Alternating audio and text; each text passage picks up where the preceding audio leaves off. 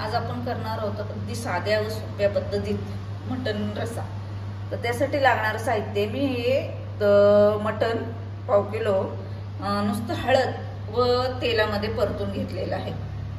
हळद, तेल व मीठ याच्यामध्ये परतून घेतलेले आहे व ते शिजवून घेतलेले आहे। आता आपण नुसते फोडणी घालणार तर खोबरं, घरगुती कांदा मसाला, जराशी थोडीशी मिरची पावडर, हळद या रश्श्यामध्ये भरपूर असल्यामुळे अगदी किंचित हळद आणि जिरे पावडर आहे आणि लसूण कोथिंबीरची पेस्ट आहे। आता आपण पहिलं तेल टाकणार आहोत। मी गॅसवर पातेलं तापत ठेवलं होतं, तर ते तापलेलं आहे आणि त्याच्यामध्ये मी तेल घातलेलं आहे।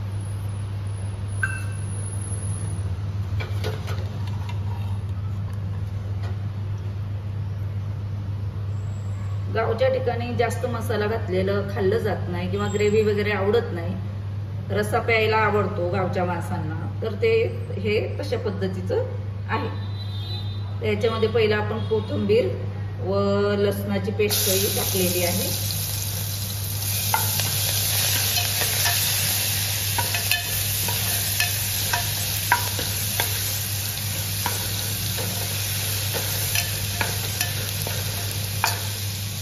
आमच्या सासूबाई या पद्धतीने करायच्या, ती पद्धत आज मी तुम्हाला दाखवते। हळद पिवळ्या रश्श्याला भरपूर प्रमाणात घातलेली आहे, त्यामुळे हळद किंचितच घातलेली आहे।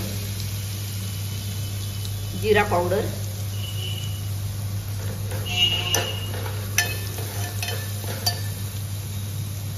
ही थोडीशी मी आपली एव्हरेस्टची लाल तिखट आहे ते टाकत आहे फक्त।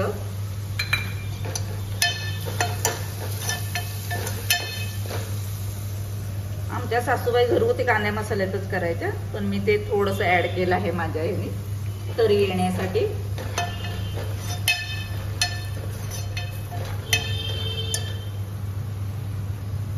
खोबरं तुम्ही आवडीनुसार किंवा गरजेनुसार घालू शकता, जास्त प्रमाणात ज्यांना आवडत असेल त्यांनी घाला।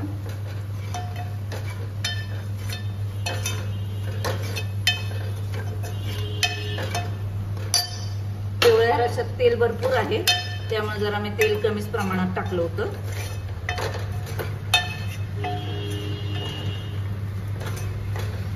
आता मी पिवळा रस्सा टाकत आहे।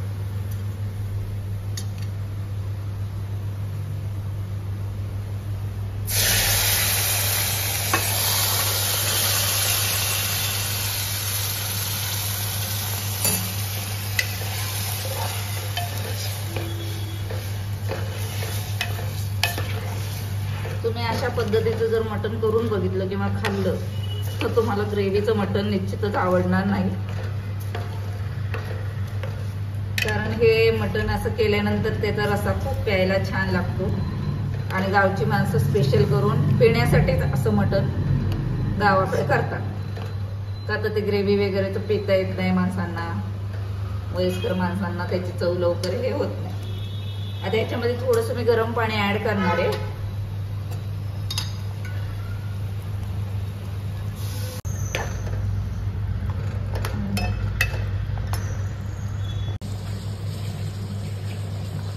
गरम पाणी याच्यामध्ये मी घालत आहे बघा।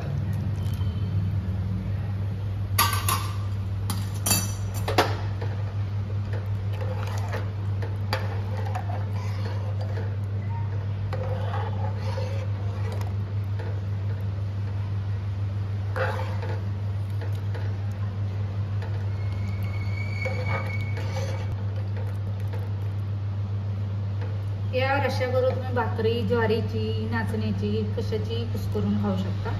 अगदी छान टेस्ट लागते, तुम्ही एकदा करून पहा, तुम्हाला निश्चितच आवडेल।